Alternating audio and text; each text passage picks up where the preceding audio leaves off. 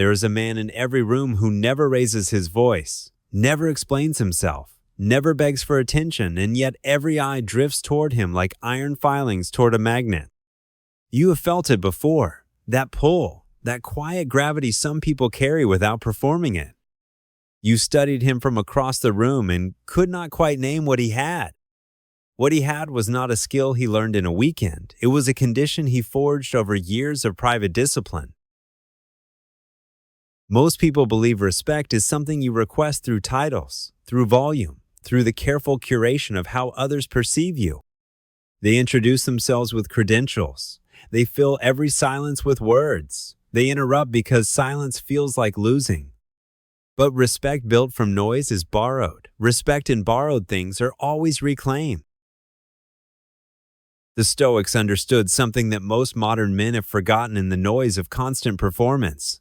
Your presence is a statement, and it speaks long before your mouth opens. Marcus Aurelius ruled an empire and was described by those around him as a man of profound, quiet, not cold, not distant, but deeply, unmistakably settled. That settledness is what you are going to build. This is not about becoming cold or arrogant. Those are the cheap imitations that foolish men wear when they want to seem powerful. True Stoic presence is warm steel. It can bend toward compassion without ever losing its edge. What you are after is not a mask you put on in public. It is an architecture you build inside yourself that shows up everywhere you go. Before we go any further, understand this. Everything that follows is useless if you treat it as a performance strategy. The moment you use stillness as a tactic to impress people, it becomes a costume, and costumes slip. The only way this works is if you pursue it because you believe your inner life deserves the same discipline you would give anything else you truly value. Let us begin where respect actually begins. Not in the boardroom, not in the gym, not in the argument you win, but in the first moment someone looks at you and receives an impression. That impression is assembled from 100 tiny signals your body broadcasts before you say a single word. The angle of your spine, the pace of your breath, the stillness of your hands, these are not decorative details. They are the language your nervous system speaks to everyone around you. Your posture is the first sentence of every conversation you ever have. When a man walks into a room with a collapsed chest and hurried steps, he is broadcasting one message with absolute clarity. I am not sure I belong here. The room does not consciously decide to disrespect him. It simply responds to the information he is transmitting. Correct the transmission, and you change the response. Marcus Aurelius wrote that a man should stand erect, not be kept erect, meaning the discipline comes from within, not from performance, anxiety, or social fear. Straighten your spine not to impress, but because your body is the house your soul lives in, and a man who respects himself does not let his house collapse. This is not vanity, it is philosophy made physical. Now slow everything down, your walk, your gestures, the way you reach for a glass of water. Speed signals anxiety. It tells the room you are running from something. Slow movement, deliberate movement, tells a very different story. It says you are not chasing anything because you already have what you need. This is the body language of a man who has made peace with where he stands. Here is something few people ever realize. The speed at which you react to provocation is the most honest signal of how much internal authority you actually possess. A man who snaps at an insult in half a second has just told the room everything that his sense of self is fragile enough to be threatened by words. A man who receives the same insult with a long, unhurried pause has said something far more dangerous, that he is not afraid of you. Silence is not emptiness, it is pressure. When you speak less than everyone expects, you create a kind of atmospheric weight in the room that people feel in their chest. They begin to wonder what you are thinking, and wondering is the beginning of respect. The man who fills every silence with reassurance is telling the room he cannot tolerate their uncertainty, but the man who lets the silence breathe is telling the room he can. The Stoics had a concept they called the inner citadel, the idea that within every man there is a fortress that external events cannot breach unless he opens the gates himself. When someone insults you and you feel the urge to defend, to explain, to retaliate, that is the moment the gates are being tested. Your silence in that moment is not weakness. It is the sound of the gates holding. People will test you not always consciously, not always maliciously, but they will test you. They will make a cutting remark at dinner to see if you flinch. They will challenge your position in a meeting to see if you crumble. They will be late, they will be loud, they will be dismissive, and every single one of those moments is an exam. The Stoic does not pass the exam by fighting. He passes it by not needing to. Now let us talk about eye contact, because few things communicate inner authority more precisely. Most people either avoid it, darting away the moment connection is made, or they overdo it, staring with the kind of aggression that signals insecurity wearing a costume. The Stoic holds eye contact with a calm, unhurried quality, as if he has nowhere else to be and no reason to look away. It is not a stare, it is a settle. There is a certain kind of man who, when you speak to him, makes you feel as if you are the only thing in the room, not because he is performing attention, but because he has genuinely quieted the noise inside himself enough to actually hear you. That quality is rarer than intelligence. It is rarer than talent. And it earns a depth of respect that no title or achievement can manufacture. What you have just encountered is the halfway point of something deeper, and if you are still here, you already understand that what we are building is not a social trick, it is a way of being. Stay with it. The next layer is where most men stop reading because it requires something more uncomfortable than technique. It requires honesty about what you are actually running from. The reason most men never develop true presence is not lack of knowledge. It is that presence requires you to stop running from discomfort. Every nervous habit you have, checking your phone, over-explaining, laughing at jokes that are not funny, agreeing when you disagree, is a strategy to avoid the discomfort of being fully seen. And as long as you are hiding, you cannot be respected, because no one can respect what they cannot find. Self-consciousness is the enemy of presence. When you walk into a room thinking about how you appear, you have just handed the room control over your internal state, and they can feel it. The Stoics called this living according to nature. Your nature is not to be a reflection of other people's opinions. It is to be the unmediated expression of your own values. That expression, when it is genuine and disciplined, is magnetic. Here is a practical exercise, not a theory, an exercise. For the next 7 days, make a single commitment. Before you speak in any group setting, pause for 2 full seconds. Not 1, not half, 2 full seconds of silence between the moment you decide to speak and the moment sound leaves your mouth.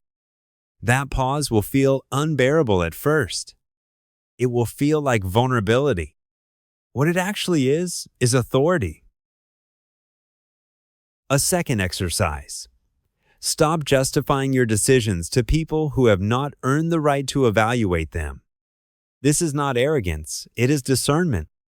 When you explain yourself compulsively, you are seeking approval, and approval seeking is the most visible form of insecurity there is. The next time someone questions a choice you have made, try responding with a calm, unhurried acknowledgement and nothing more. Watch what happens to the room. Marcus Aurelius wrote, "Do not indulge in expectations of what other people are doing, saying, thinking, or planning." He understood that the man who lives inside other people's opinions has no home of his own. When you stop auditing the room for approval, something remarkable happens. You stop performing and start existing. And existence, real, unperformed existence, is the rarest thing in any room. Now we arrive at the subject of anger, because nothing destroys the architecture of presence faster, and nothing tests it more ruthlessly. You will be provoked. You will be disrespected. You will be lied to, dismissed, underestimated. And in those moments, the old wiring in your brain will fire and tell you that reacting loudly is the same as responding powerfully. It is not. It is the opposite. Epictetus, who began his life as a slave and ended it as one of the most respected men in Rome, said that it is not things that disturb us, but our judgments about things. The insult only has power because you decided it deserved power. The dismissal only stings because you assigned it the authority to sting. When you take that authority back, you take something far more valuable than the argument, you take the room. There is a physical practice here worth naming.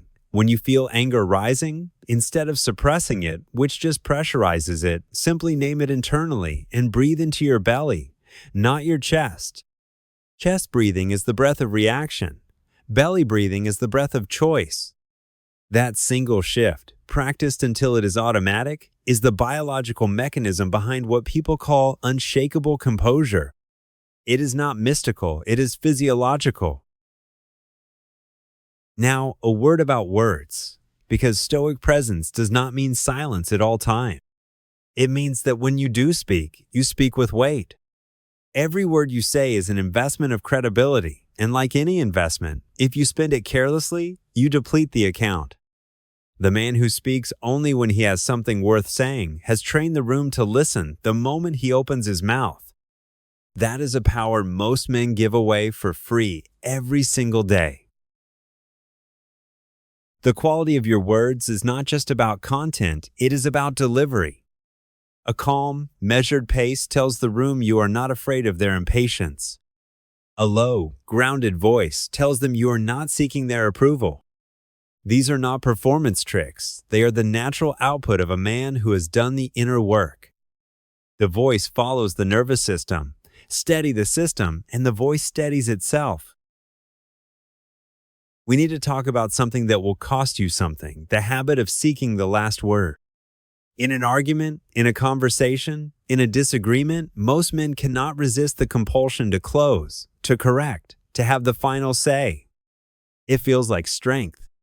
It is actually the clearest signal of insecurity you can broadcast. The man who lets someone else have the last word, not because he surrendered, but because he does not need it, that man is terrifying. Here is the deeper truth underneath all of this. People do not respect you because of what you say. They respect you because of the gap between what you could say and what you choose to say. Restraint is the signature of mastery. In music, the notes you do not play define the ones you do.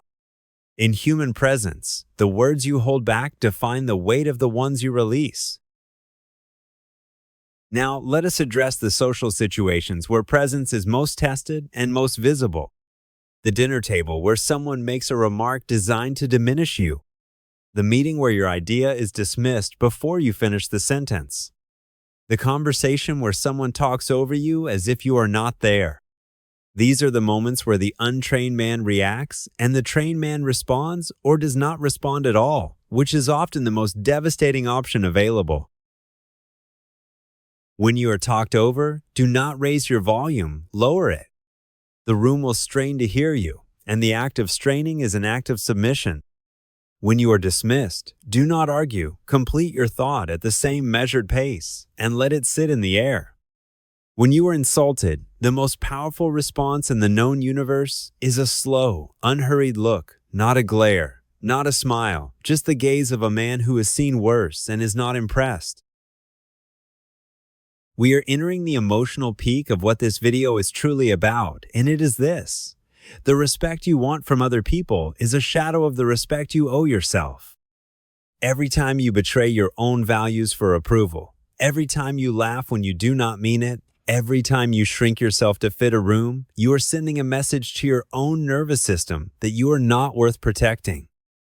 And the world, with remarkable accuracy, agrees with whatever you decide about yourself. This is the thing that Marcus Aurelius returned to again and again in his private journals. A man writes to himself, not to an audience, the insistence that virtue is its own reward, that the good man does not need the approval of the crowd to know he is good. He does not need the crowd to validate his intelligence, his worth, his decisions. He has already done that work in the quiet hours before anyone else was watching.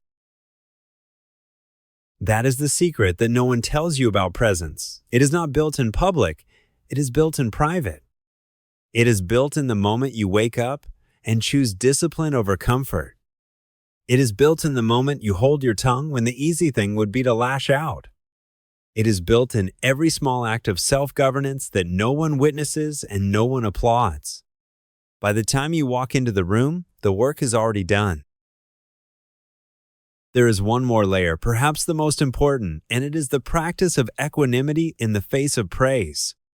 Most people think the challenge is to not be crushed by criticism, and they are right. But the equally dangerous trap is being inflated by praise. The man who swells with compliments has just revealed that his foundation is as dependent on approval as the man who collapses under criticism. True presence is stable in both directions. The Stoics called this apatheia, not apathy in the modern sense of not caring, but a freedom from the violent swings of passion that make a man predictable, manipulable, unstable.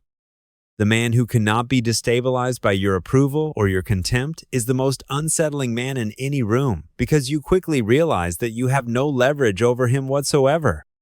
And when you have no leverage over a man, you respect him. Now, bring all of this together into a single image, a man who stands with ease in his own skin, who speaks rarely and with weight, who holds eye contact without aggression, who receives insults without flinching and praise without swelling, who has done the unglamorous private work of knowing what he values and living accordingly. That man does not demand respect. He does not request it. He simply makes it structurally inevitable.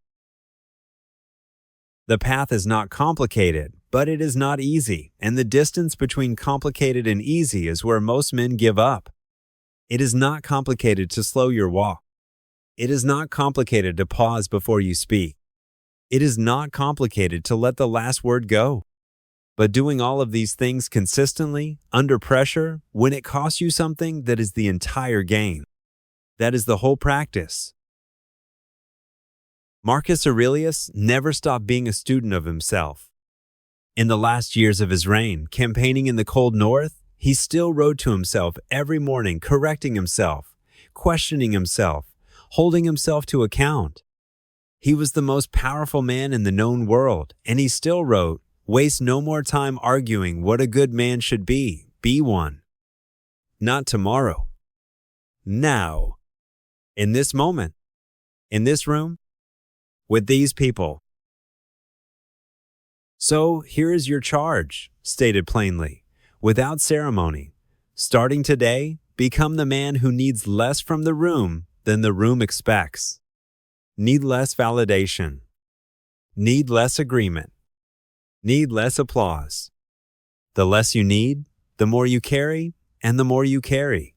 The more the room feels your weight without you ever having to lift a finger. You came here because somewhere in you, you already knew that shouting louder was not the answer, that performing harder was not the answer, that the thing you were looking for was not out there in the approval of other people, but in the unshakable interior you have not yet fully built. That knowing is not small. That knowing is the beginning of everything. Now go build the rest in the quiet hours, where all real things are made. If this reached something in you, if one sentence landed somewhere, it needed to then share it with a man who needs it, because the men who need it most are rarely the ones looking for it. And if you want to keep building this kind of presence, this channel exists for exactly that work. Subscribe, stay with it, and come back, because this is a practice, not a lecture, and the next layer is already waiting for you.